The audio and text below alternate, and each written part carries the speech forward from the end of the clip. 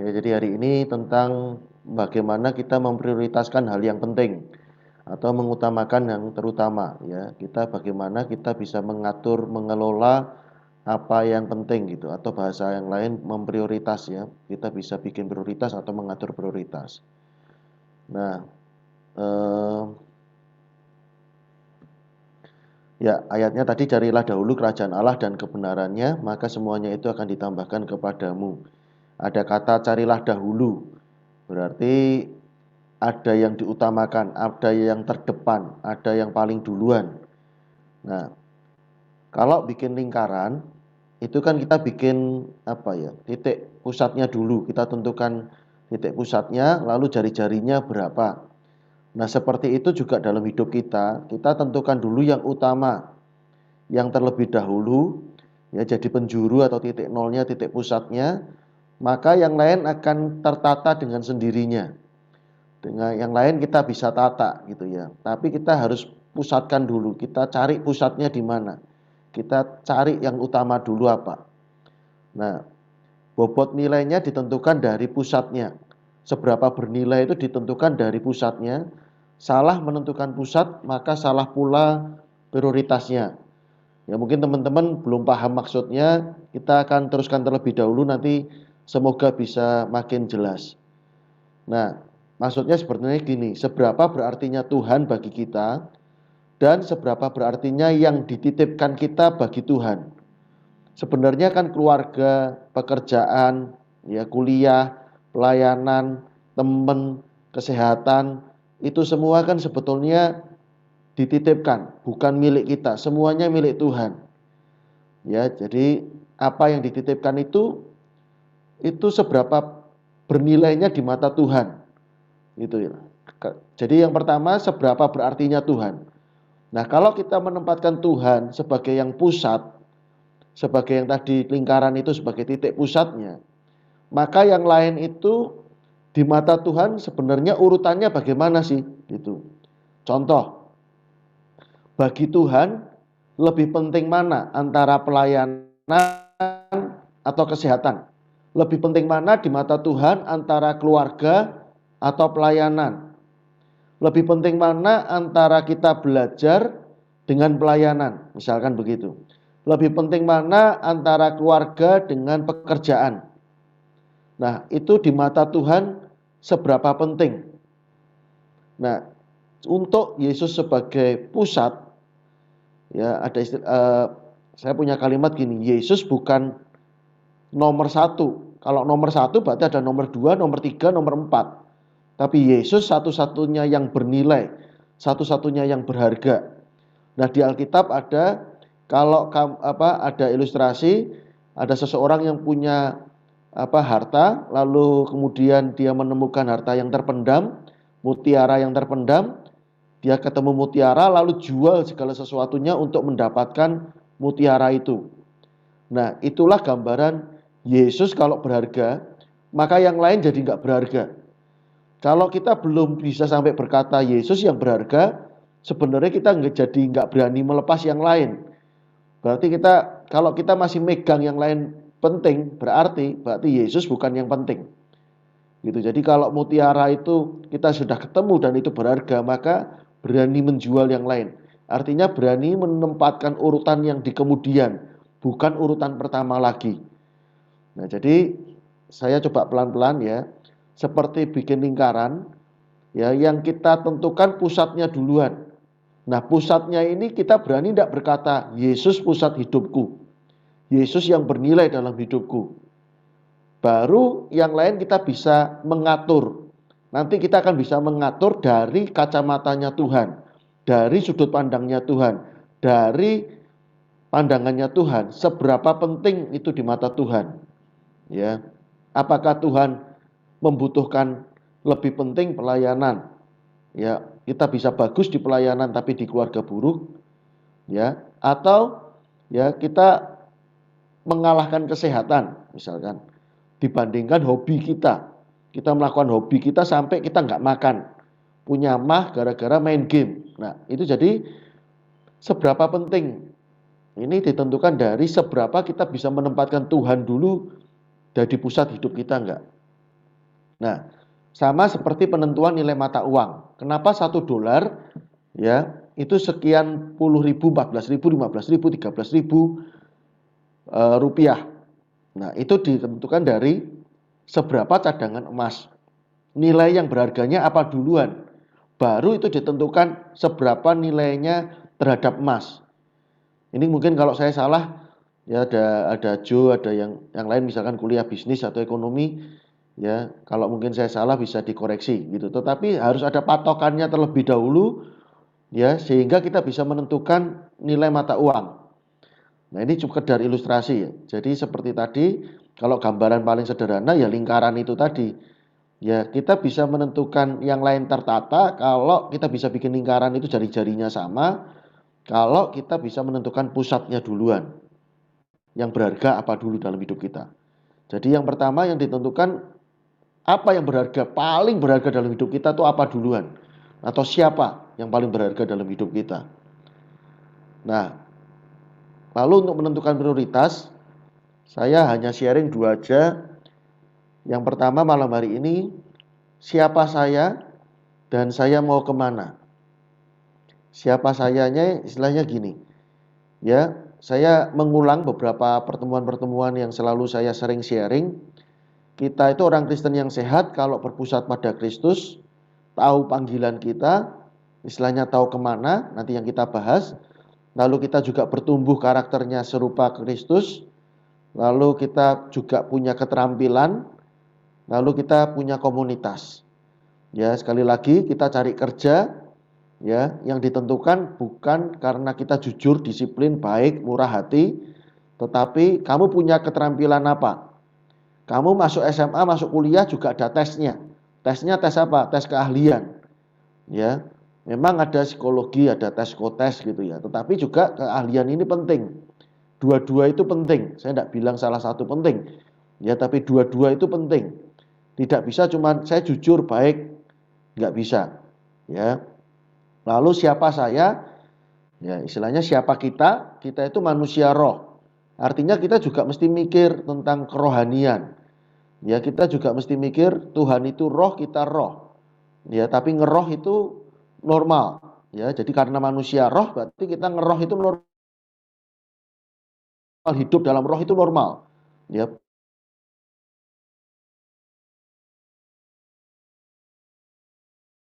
tapi jangan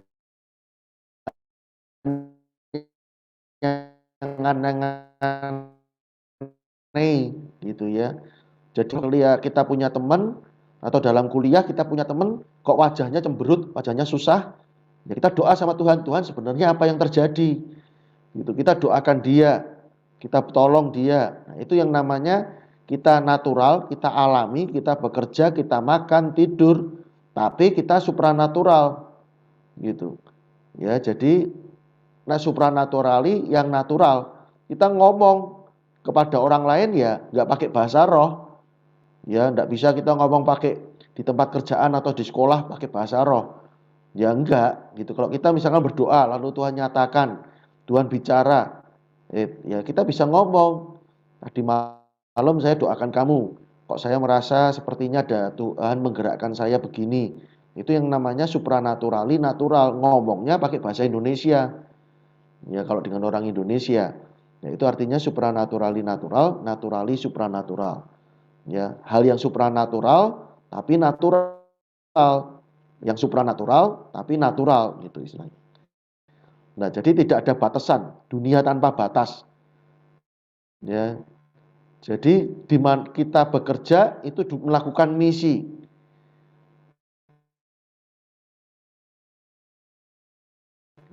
Ya,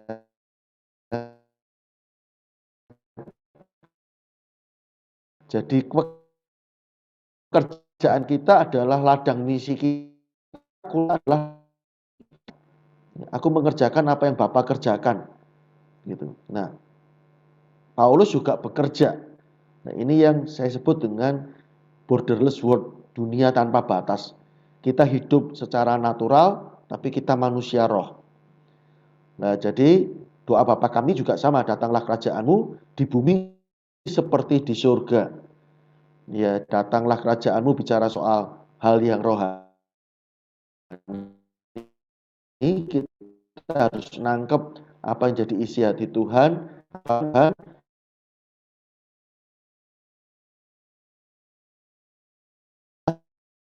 di bumi seperti di surga. Kualitasnya yang profesional, tapi kita juga pelayanan, melayani Tuhan. Ya, kita profesional. Kita butuh hikmat, butuh wahyu, ya, butuh suara Tuhan, tapi kita juga butuh fakta, butuh data. Ya, si Yusuf jadi perdana menteri diubah dalam sekejap karena dia dapat pernyataan Tuhan. Dia bisa nafsirkan mimpi. Tapi begitu diangkat jadi perdana menteri, dia bukan hanya butuh Tuhan, butuh suara Tuhan, tapi dia butuh fakta. Begitu dilantik jadi perdana menteri, Yusuf keliling. Kalau bahasa sekarang Jokowi blusuan. Jokowi tidak mau cuma laporan dari anak buahnya doang. Ya, istilahnya bahasa Jawa itu ongkang-ongkang atau santai-santai di kantor. Enggak. Tapi Yusuf juga bekerja, Yusuf turun lapangan, Yusuf ngecek. Kalau di perusahaan ada quality control, ya ada yang ngecek kualitasnya seperti apa. Nehemia juga sama, bawa sangkakala dan bawa senjata. Ya, jadi dua hal ini, kita berdoa, kita hidup di dalam Roh Kudus, kita hidup di dalam Roh, kita hidup di dalam Tuhan, tapi kita juga ahli, terampil. Nah, berikutnya, bagaimana kita menentukan prioritas dipengaruhi oleh nilai hidup. Nilai hidup itu apa? Apa yang penting, apa yang menyenangkan, apa yang bermanfaat bagi kita, menurut kita. Nah, ini setiap orang berbeda-beda. Ya, apa yang penting buat kita, buat saya, itu menentukan nanti pilihan-pilihan yang saya pilih, prioritas-prioritas yang saya pilih. Makanya tadi ya saya buka dengan apa yang paling penting harus yang benar duluan, apa? Tuhan. Tuhan harus yang paling utama dalam hidup kita duluan. Nah, nanti baru kita bisa menempatkan yang lain. Nah, tetapi apa yang penting buat kita itu berbeda dengan yang lain. Nanti contohnya saya jelaskan. Ya, lalu apa yang bernilai buat kita atau buat seseorang, ya, saya bisa lihat, saya bisa merasakan apa yang penting buat Sifra, misalkan begitu ya. Itu bisa ditentukan dari apa? Apa yang bikin Sifra marah atau apa yang bikin Sifra itu bahagia. Itu menentukan atau istilahnya memperlihatkan, menunjukkan apa yang penting buat Sifra. Contoh, ya, misalkan Sifra punya permen, saya rebut permennya. Sifra marah karena permennya itu berarti. Atau Sifra berpikir gini, enggak apa-apa, permen enggak seberapa kok. Yang penting saya enggak kehilangan temen. Ya, misalkan enggak pengen kehilangan teman saya gitu ya. Nah, jadi apa yang penting buat Sifra? Sifra marah karena permen atau Sifra enggak jadi marah karena permen saya rebut? Gara-gara buat dia Kak Albert lebih penting, saya lebih penting berteman dengan Kak Albert daripada sekedar permen. Permen bisa dibeli, gitu. Nah, itu memperlihatkan ya apa yang penting, apa yang berarti itu menentukan kita bisa marah atau enggak. Jadi sebenarnya kalau teman-teman sedang marahan, sedang konflik, sedang bertengkar, ya sebenarnya jangan-jangan perbedaannya adalah tadi misalkan saya dengan Sifra, ya itu bukan soal permennya, gitu. Kenapa saya rebut permennya? Nah, itu apa yang berarti buat saya dengan apa yang berarti buat Sifra itu berbeda.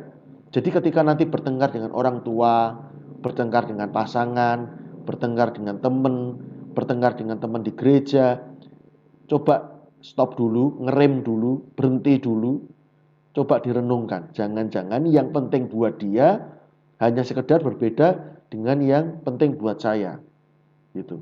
Oh, dia berarti yang bernilai buat dia itu toh. Sementara saya bernilainya ini. Nah, contoh. Ini ada orang gini. Wah, kebaktian jam 9. Saya baru bangun jam 9 kurang 15. Ngapain saya ke gereja? Daripada malu, lebih baik nggak berangkat sekalian. Atau, nggak apa-apa, terlambat daripada nggak ke gereja sama sekali. Mana yang lebih penting? Lalu gini, Ya, mana ada yang mau sama saya?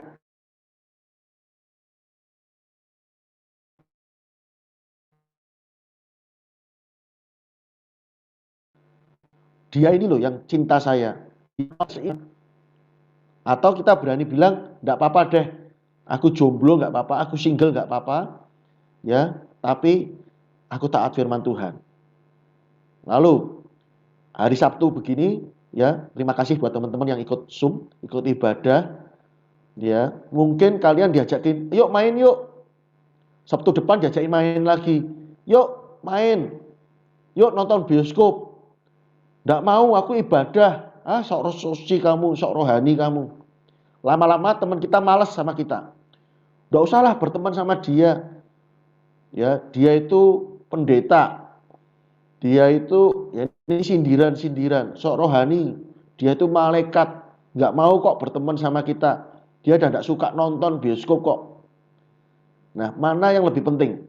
Kita ibadah atau kehilangan teman? Nilai ulangan dapat apa adanya atau wah daripada dimarahin lebih baik aku nyontek ya supaya nilaiku bagus. Lalu mana yang lebih berarti? Aku dibilang banci atau mungkin kehilangan temen ya enggak apa-apa daripada aku ngerokok gitu. Atau ini sekarang dapat anak orang kaya dengan pacaran atau cari calon suami atau istri yang mungkin nggak kaya tapi dia pekerja, dia rajin, dia bekerja, ya dia mau bekerja nggak males, tapi bukan orang kaya. Nah nanti kalau udah gede sama diomongin tetangga, ya atau korupsi itu dari tahun ke tahun kok mobilnya nggak pernah ganti sih, gitu. Atau kita lebih baik korupsi. Lalu kita sendiri atau punya anak sakit nih, kan kita sebagai orang tua nggak tega. Lalu ada yang ngomong, anakmu dibawa ke dukun itu loh, atau anakmu dibawa ke pengobatan ini loh, nanti cepet sembuhnya. Atau kita ngomong, enggak, aku mau berdoa, aku mau taat sama firman Tuhan, dukun nggak boleh. Atau misalkan di tempat kerja, kita tahu ada hal yang nggak benar, kita berani ngomong atau takut dipecat. Lalu saya ini ngalami saudara saya sendiri nih, ya pindah kerja dibajak gitu, artinya kamu pindah di kantorku sini, ya pulangnya lebih malam, berangkatnya pagi, jabatannya tinggi, diangkat jabatannya, dinaikin gajinya, tapi jarang ketemu anak, jarang ketemu pasangan. Kalau pulang malam anaknya udah tidur, berangkat pagi anaknya belum bangun, tapi gajinya gede loh, gitu. Atau enggak, gajiku cukup segini, tapi aku ada waktu buat keluarga. Nah, atau diomongin orang, ya, kamu ini loh, lebaran kok nggak kemana-mana, dah 2 tahun, mau lebaran pergi liburan. Ya atau kamu dari tahun ke tahun kok cuman HP-mu cuman itu mau ganti, jadul HP-mu. Nah, mana yang lebih penting buat kita? Ya, jadi sebenarnya ya otak kita, hidup kita itu seperti ini. Apa yang kita lihat, ya visual, auditory, kinestetik itu artinya apa yang kita lihat, kita dengar, lalu masuk. Yang kita lihat itu terang, redup, kita dengar itu pelan, kencang gitu atau istilahnya apa, keras suaranya. Ya, lalu yang kita pegang itu halus, kasar. Itu namanya sensor modalities. Itu terfilter. Terfilter tuh gini, apa yang menarik, apa yang buat kita penting, itu terekam. Itu yang kita ingat. Nah, hari ini dengerin khotbah, gak penting ini, gak akan diingat. Ya, yang kita dengar suaranya sama. Contoh, teman-teman datang ke Yabes Home. Lalu yang dilihat sama nih, di ruangan Yabes Home, tapi ada yang nggak ngeh, ya nggak teliti, nggak sadar kalau misalkan ada perubahan di situ, gitu. Ada hal yang baru atau ada hal yang terkelupas atau ada hal yang lubang, nggak lihat.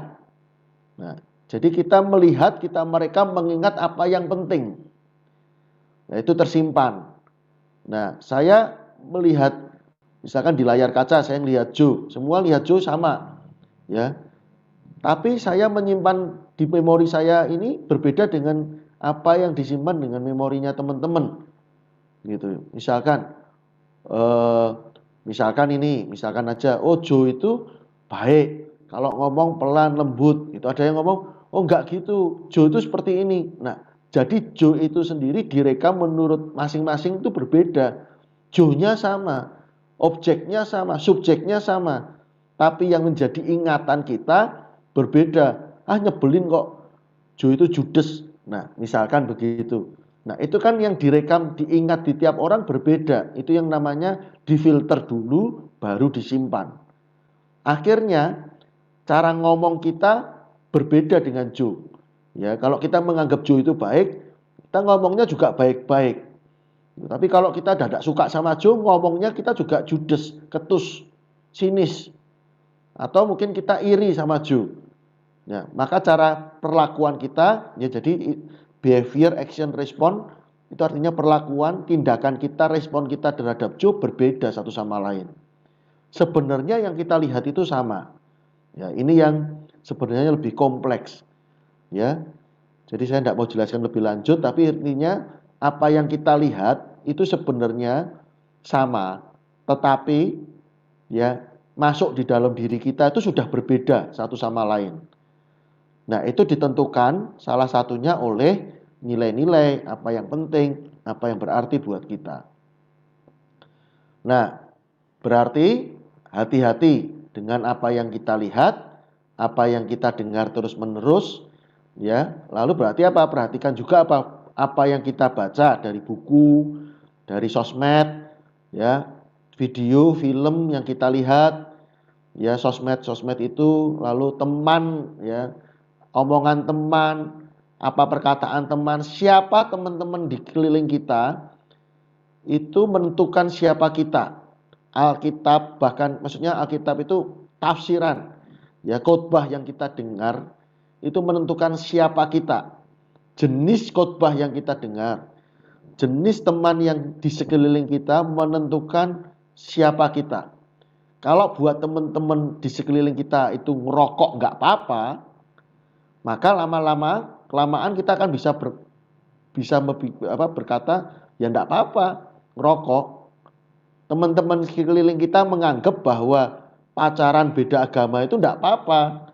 Lama-lama kita, iya ya benar juga ya. Lama-lama kita yakini juga, oh iya benar, enggak apa-apa kok pacaran beda agama. Jadi perhatikan, hati-hati ya. Saya ingat waktu Natalan kemarin ikut Pak Yusak pelayanan Natal, ya, Pak Yusak khotbah 1 Korintus 15 ayat 33. Ya, pergaulan yang buruk merusak kebiasaan yang baik. Kebiasaan itu ada di bawah sadar. Ya, kalau kita semua teman-teman itu makan, enggak mikir lagi. Ya, tangan kanan kiri itu enggak mikir. Teman-teman jalan enggak mikir mana duluan kakinya. Duduk berdiri enggak mikir. Hidup kita itu ditentukan dari bawah sadar. Ya, enggak mikir lagi kita udah. Nah, segitu kuatnya pergaulan sampai bisa merusak bawah sadar. Ya, pergaulan yang buruk merusak kebiasaan yang baik. Jadi hati-hati dengan pertemanan. Karena teman-teman kita itu bisa merusak kebiasaan yang baik, bisa merusak keyakinan kita, apa yang kita yakini. Padahal keyakinan kita menentukan apa yang penting, apa yang bermanfaat, ya, apa yang kita suka. Nanti akibatnya lagi apa? Kita gagal mengelola waktu, kita gagal mengelola prioritas, kita gagal mengatur apa yang jadi prioritas dalam hidup kita. Ya. Nah, di dalam Lukas 5 itu ada cerita waktu Yesus ngajar, lalu penuh tempat itu, lalu ada beberapa orang datang, ya, datanglah beberapa orang mengusung seorang lumpuh di atas tempat tidur. Lalu mereka berusaha membawa dia masuk dan meletakkannya di hadapan Yesus. Karena mereka tidak dapat membawanya masuk berhubung dengan banyaknya orang di situ, naiklah mereka ke atap rumah, lalu membongkar atap itu dan menurunkan orang itu dengan tempat tidurnya. Coba teman-teman renungkan, ya, punya teman lumpuh, ya, mau apa istilahnya, teman-teman mau pengen teman itu sembuh, ya, tapi punya kendala, tidak bisa masuk rumah di mana Yesus ada. Nah, ini kalian diskusi nih, yuk masuk, nekat wae, gak apa-apa, nekat aja, atapnya kita bongkar. Misalkan itu tadi Kak Vivi usul gitu, yuk teman-teman serbu rumah itu, kita naik rame-rame ya, mau ndak, siapa yang mau, ayo ikut ke atas, manjat atapnya, bongkar atapnya. Lalu ada yang nyeletuk, kak jangan dong kak, gak sopan kak. Ya buat dia kan berarti sopan itu penting. Ya, yang lain nggak apa-apa, sopan urusan belakangan, dimarahin urusan belakangan. Yang penting teman kita sembuh duluan. Nanti atapnya rusak, kita benerin belakangan. Gitu. Enggak, apa namanya? Ya enggak boleh gitu toh. Usaha dulu dong, izin dulu dong. Ngomong baik-baik kan bisa. Wah, ada yang debat lagi. Itu coba aku kenal loh sama orang itu, coba ya. Atau mintalah kita apa namanya anak-anak kok, kita mungkin nangis-nangis deh, kita pura-pura nangis biar dikasihani, biar dikasih jalan. Pokoknya yang penting jangan bongkar atap. Susah kak, masa nggak ada cara lain? Ya, nah intinya gini, kalau Anda nganggep teman itu harus sembuh, penting, maka itu akan menggerakkan, memberi energi, memberi kekuatan, berani nekat bongkar atapnya. Karena ini yang lebih penting. Nah, jadi yang bernilai itu yang gerakkan. Contoh, Anda capek. Nah, pulang sekolah, pulang kerja capek, lagi tiduran, lalu orang tua teriak, "Tolong beliin beras di gang sebelah." Mama ini capek kok. Nggak tahu aja lu, capek mau nanti apa nyuruh adik aja.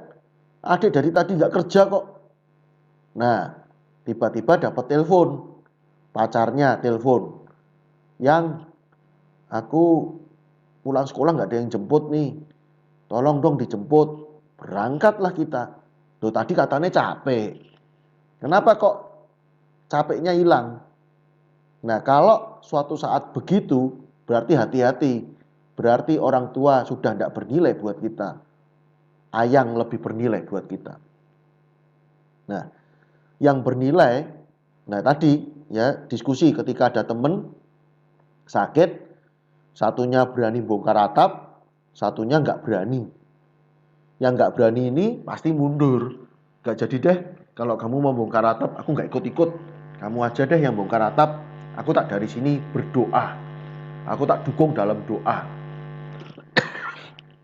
Sorry ya, aku tak dukung dalam doa gitu. Jadi yang bergerak bongkar atap adalah orang yang menganggap bahwa kesembuhan itu harus, teman saya harus sembuh, maka dia yang akan berani nekat bongkar atap.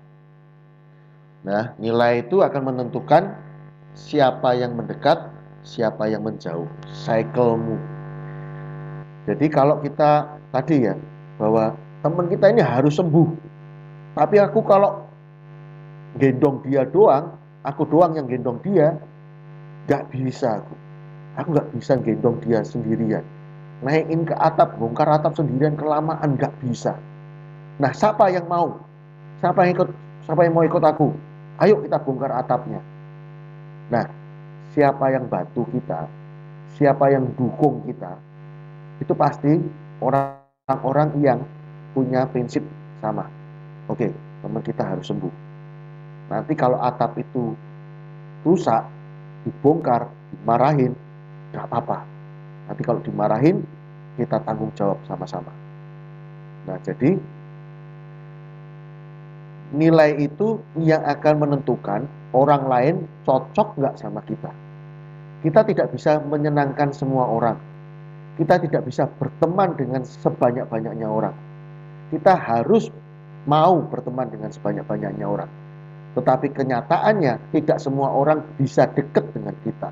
Tidak semua orang bisa jadi sahabat dengan kita. Tidak semua orang bisa jadi pasangan kita.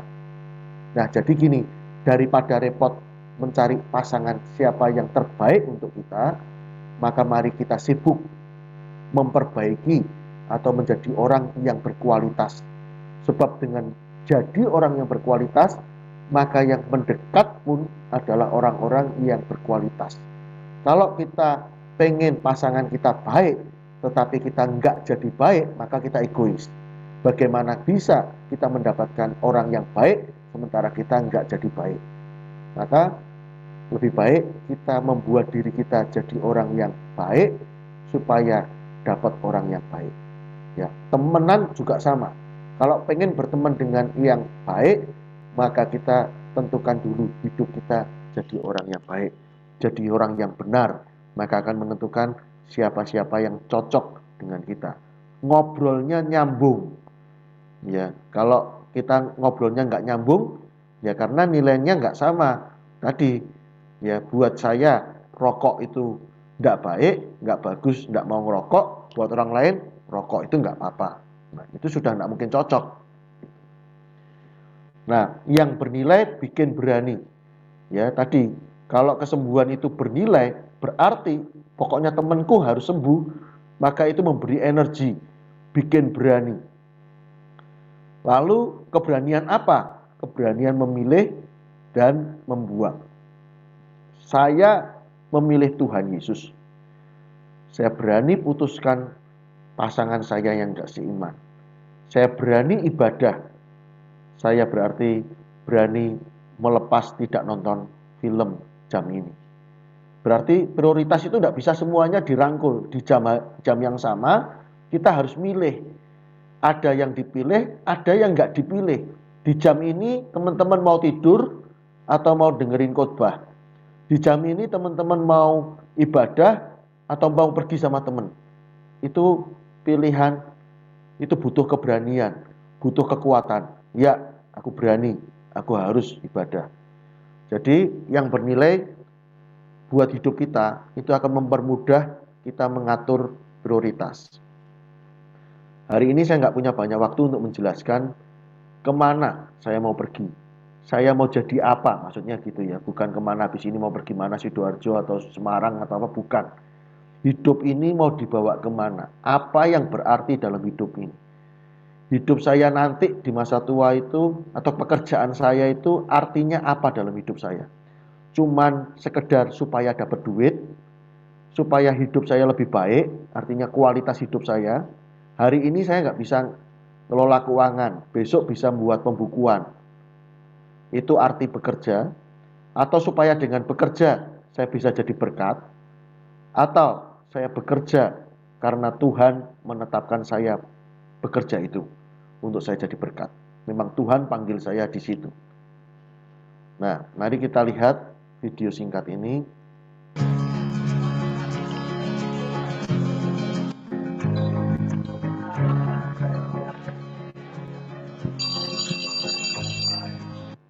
Sorry, suaranya kedengeran nggak ya? Halo? Suara videonya kedengeran nggak? Dengar. Oh, oke, sorry.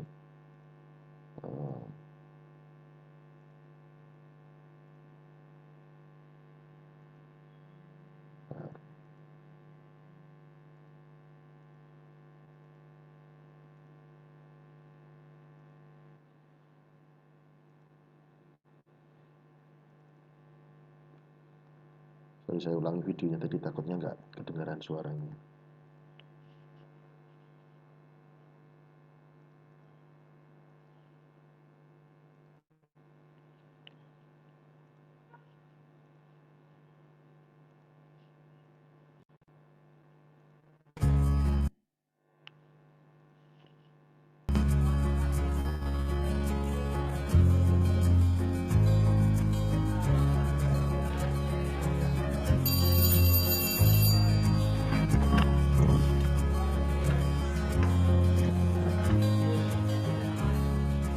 Good afternoon, everyone.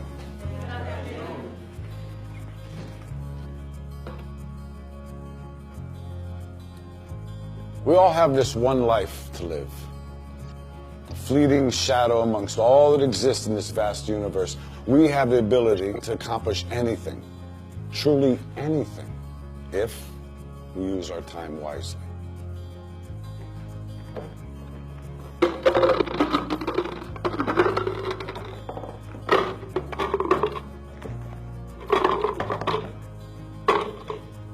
Is this jar full?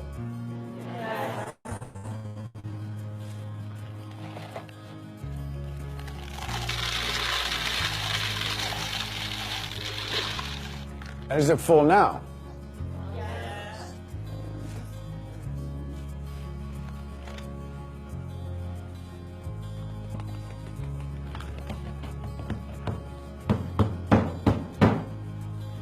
And how about now? Is the jar full now? Yes. Yeah, it is.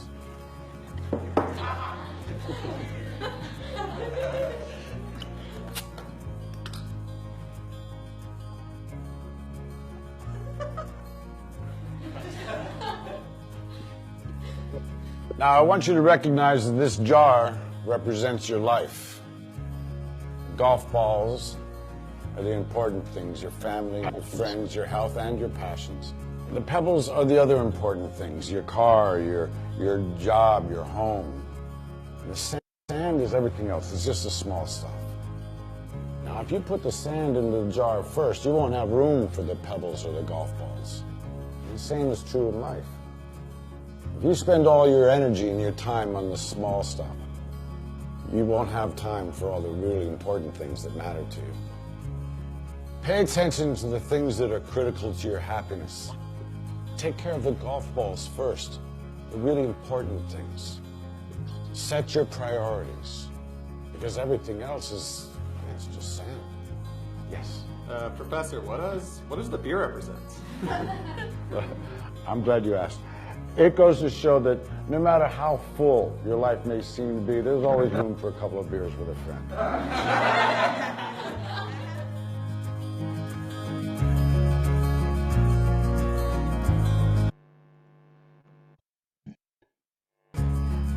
Jadi teman-teman,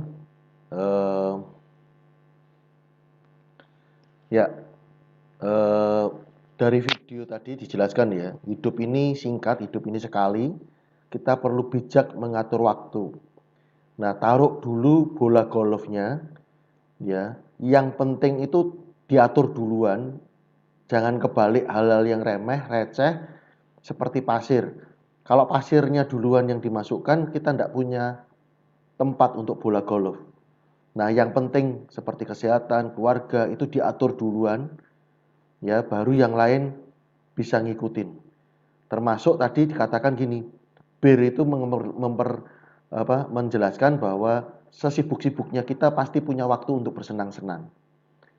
Nah, saya pakai kalimat gini, yang sibuk justru yang punya waktu. Sorry kak, saya tidak punya waktu, saya sibuk. Salah.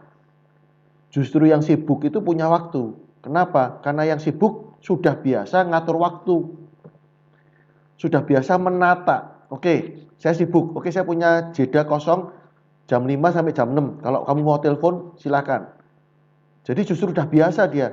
Oke, jam 2 sampai jam 4 saya ada kursus. Saya habis itu ibadah jam 6. Jam 4 sampai jam 6 saya butuh waktu 1 jam untuk mandi, mau ibadah jam 6, saya masih punya waktu sisa 1 jam. Nah, kalau kamu mau telepon setengah jam, 15 menit, oke, kamu masih bisa telepon saya atau kita ngobrol 15 menit. Jadi yang sibuk justru yang punya waktu. Oke, saya ujian. Oke, ujiannya kapan? Oke, saya kuliah 4 tahun. Ya udah, selesai 4 tahun pasti punya waktu dong. Gitu ya. Istilahnya ekstrimnya gitu. Justru yang sibuk justru punya waktu. Nah, kalau bilang ya ini tambahan ya, kalau kita bilang terserah, jangan hidup ini ya kalau cuma makan nasi goreng gitu ya, terserah mau ayam, udang atau telur nggak apa-apa. Tapi kalau hidup terserah, mau kemana terserah, gitu ya. Mau jadi apa terserah gitu. Hati-hati karena terserah itu sebuah keputusan. Keputusan sudah pilihan. Ya, terserah itu berarti memilih orang lain yang memilih, memutuskan orang lain yang memutuskan. Ya, lalu kita juga mesti kenali gejala menetapkan alarm. Ya, pelajaran pertama buat Adam dan Hawa itu semua buah boleh kamu makan kecuali. Nah, maksudnya apa? Dalam hidup ini, ya kalian juga mesti kenali. Ini saya dengan keluarga baik-baik aja atau enggak? Saya dengan orang tua baik-baik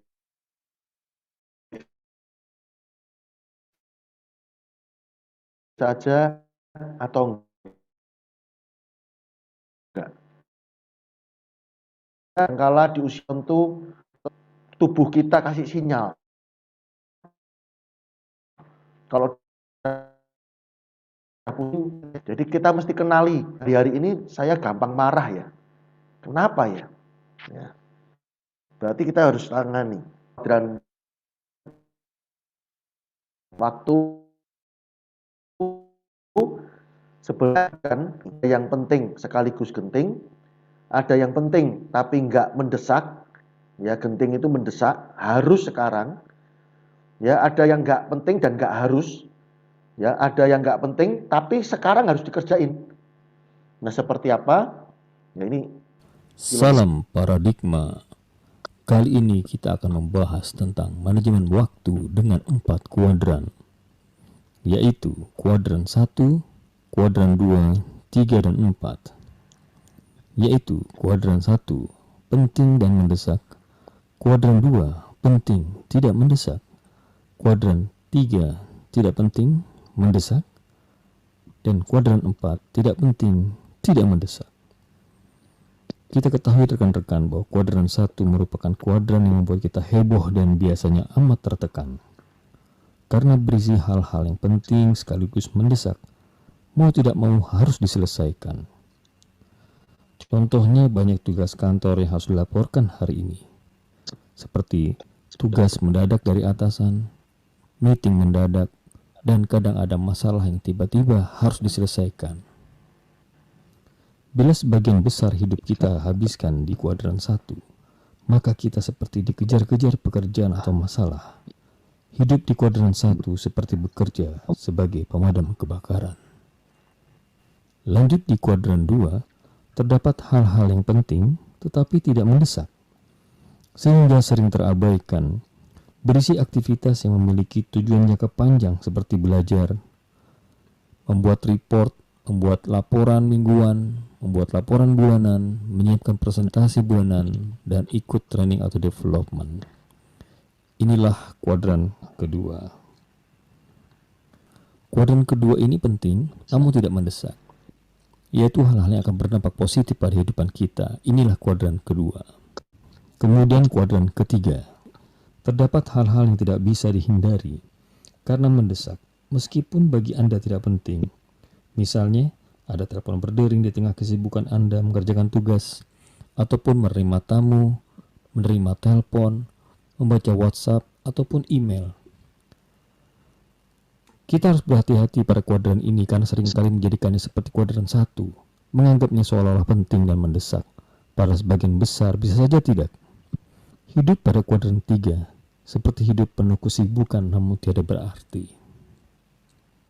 Yang terakhir adalah kuadran 4, di mana berkumpulnya hal-hal yang tidak mendesak walaupun tidak penting. Namun celakanya, bagi kebanyakan orang merupakan hal-hal yang mengasihkan. Contohnya ngegosip, ngobrol, menghisap, ngopi, baca koran, baca-baca berita, ataupun nonton YouTube. Menghabiskan waktu pada kuadran 4 seperti menyia-nyiakan waktu dan hidup kita. Demikianlah cara kita mengalokasikan dan mengontrol waktu hidup kita dengan lebih efisien dan efektif sesuai tujuan yang telah ditetapkan. Maka agar pengelolaan waktu kita efisien dan efektif, maka hindarilah kuadran 4. Kurangilah hal-hal yang negatif yang tidak akan berdampak positif pada kehidupan kita. Adapun kuadran kedua, maka janganlah kita menunda-nundanya, tapi planingkan dengan tepat, lakukan tanpa ditunda-tunda terlebih dahulu. Demikianlah yang bisa saya sampaikan rekan-rekan. Semoga kita bisa mengelola waktu kita lebih efisien dan efektif. Salam paradigma.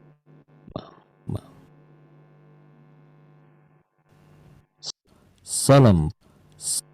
Ya, jadi teman-teman, yang membuat kita dikejar-kejar, ya seakan-akan tidak punya waktu karena banyak di kuadran 1. Itu akibat di mana kuadran 2 yang kita tunda-tunda. Nah, seharusnya hal-hal yang penting tapi tidak genting yang bisa diatur, dikelola dengan baik, direncanakan dan dikerjakan, itu yang kita tata. Kita belajar kelola waktu di situ, lalu hindari atau kurangi hal-hal yang nggak penting dan nggak genting, ya, nggak mendesak. Tadi gosip, ya ini dikurangin. Lalu tidak penting dan genting ini apa boleh buat itu ya. Itu yang seringkali tiba-tiba menyela dalam hidup kita. Ya, tapi kita bisa kelola dengan lebih bijak gitu ya. Kita batasi, berani berkata tidak. Ya, tidak penting dan genting ini seringkali jadi masalah. Kenapa? Karena seringkali kita tidak berani berkata tidak. Tiba-tiba datang tamu, temen datang, nyelonong datang ke rumah kita, ayo main. Nah, kita nggak berani nolak. Ya, tapi kalau yang penting dan genting tadi, yaitu karena kebiasaan kita menunda-nunda pekerjaan, tugas, tanggung jawab, akhirnya mendesak dan jadi penting. Dan itu penting dan mendesak. Ya, jadi kalau yang tadi menunda, kalau kuadran 1 karena menunda akhirnya jadi genting, padahal itu kita tahu itu penting dan bisa dikerjakan jauh-jauh hari, tapi karena tidak dikerjakan, jadi akhirnya masuk kuadran 1 jadi genting. Nah, yang kuadran 3 sebenarnya itu aman, tapi jadi nggak aman lagi, nggak baik lagi gara-gara kita tidak berani menolak, tidak berani berkata tidak. Nah, jadi kita harus bisa kelola hidup kita di kuadran 2. Nah, berikutnya, terakhir, supaya kita bisa jadi orang yang efisien, jangan lupa, ini selalu saya ingatkan berkali-kali, kita mesti punya pembimbing, punya rekan yang senilai tadi, ya, yang punya nilai yang sama, teman-teman yang baik, yang positif, yang mendukung, menguatkan, menasihati, menegur, ya, tapi jangan apa ya istilahnya gini, nggak apa-apa, nggak usah dibikin sakit hati gitu ya, nggak usah sakit hati dengan orang-orang yang nggak suka sama kita. Kita nggak bisa menyenangkan banyak orang, kita cukup dengar, ya, kita nggak perlu sampai harus ngikuti apa kata orang, tapi juga izinkan dirimu berani untuk deketin atau ngomong, ya, sama orang-orang yang lebih baik, senior, ya, lebih dewasa, ngomong, kalau aku mulai kelihatan aneh-aneh, aku kelihatannya mulai nggak efektif, tolong saya ditegur.